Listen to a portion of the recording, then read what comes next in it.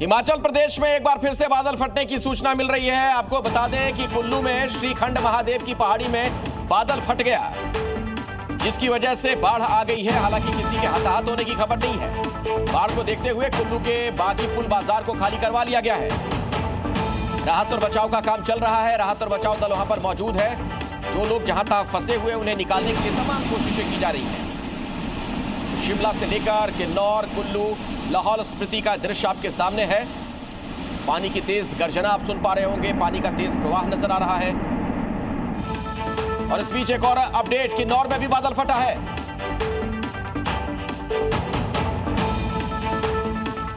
और आइए अब हम आपको धराली लिए चलते हैं। ब्रजेश तिवारी हमारे सहयोगी इस वक्त हमारे साथ मौजूद हैं। वहां से धराली में क्या कुछ आप देख पा रहे हैं ब्रजेश?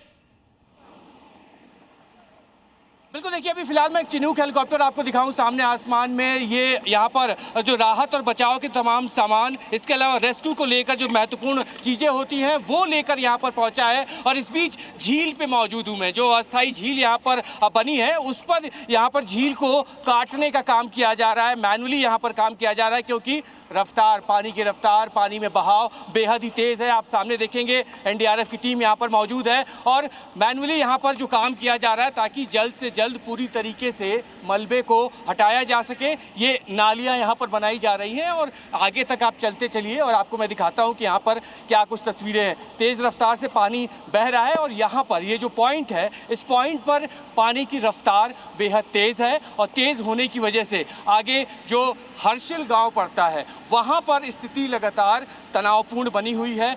जहाँ पर मॉनिटरिंग जो अधिकारी इसकी कर रहे हैं, क्या कुछ रूपरेखा है एक बार समझते हैं। सर, क्या प्लानिंग है और कैसे इस पूरे मलबे को हटाया जाएगा? प्लानिंग हमारी ये है कि हम लोग वाटर की इंटेंसिटी को, वाटर की पावर ही यूज़ करेंगे वाटर का चार्ज बढ़ाने के लिए और इसकी जो विड्थ बढ़ाने के लिए।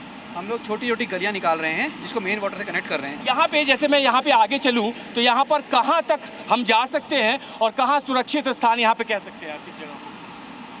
यहाँ पे देखिए, हमारा सुरक्षा का पर्पस यही है कि यहाँ से हम दूर रहें। इसको हम नहीं खोल रहे हैं क्योंकि ये अगर हमने मलबा हटाया तो होता आदमी भी इसके साथ फ्लैश आउट हो जाए। तो इसलिए हम लोग इसके बगल में करीबन 10-20 फुट दूर हम लोग गली बना रहे हैं।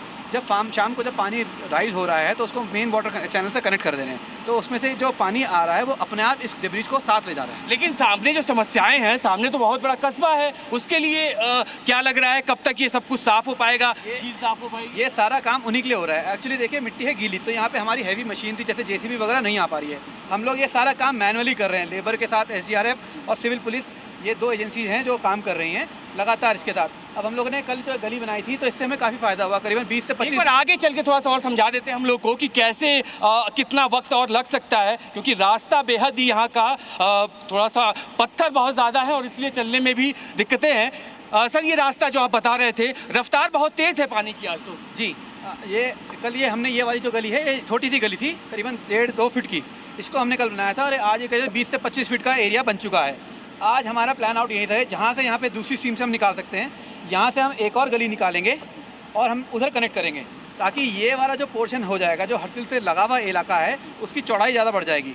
जब इसकी चौड़ाई ज़्यादा बढ़ जाएगी तो एग्जिट जो वाटर डिस्चार्ज हो रहा है वो जल्दी हर्सिल को ना हिट करके सीधे बाहर निकल जाएगा। उससे हमारा हर्सिल सेफ हो जाएगा। बारिश के भी अलर्ट हैं आज और कल भी बारिश का अलर्ट है, तो उसकी वजह से क्या वाटर लेवल बढ़ रहा है? हाँ, वाटर लेवल तो कल से थोड़ा बढ़ा हुआ ही है, लेकिन इसी वाटर लेवल को हम मेंटेन करने के लिए ही ये काम कर रहे हैं। जितना नदी चौड़ी हो जाएगी उतना ही वाटर लेवल कम हो जाएगा, उसकी इंटेंसिटी कम हो जाएगी। इंटेंसिटी कम हो जाएगी। लेकिन सर, ये जो तरीका है, क्या ये पहाड़ का एक लोकल तरीका है ये इस तरीके से मलबे को हटाने का, या मजबूरी है इसकी वजह से? नहीं, ये हमारी एक जियोलॉजी की एक टीम आई थी। हमने उनसे पूरा परसों रात को बैठ के पूरा डिस्कशन किया, एक प्लान चॉकआउट किया। उसके बाद हमने कल ये इस प्लान को अंजाम दिया और कल ये काफ़ी सक्सेसफुल रहा है। इसलिए हम इसको आज ही एलोंगेट कर रहे हैं प्लान को। कितने प्लान अब तक यहाँ पे एग्जीक्यूट हो चुके हैं? क्या ये पहला प्लान था या इसके पहले भी कोशिशें की गई थी यहाँ से पानी को निकालने के लिए? हाँ, इससे पहले भी कोशिश की गई थी। उस प्लान में हमारा वही काम करता, हम एज से हम लोग लेबर के यूज़ करके हम लोग मिट्टी हटा रहे थे, लेकिन उसमें खतरा लेबर के लिए भी था, फोर्स के लिए भी था, इसलिए हमने वो प्लान ड्रॉप कर दिया।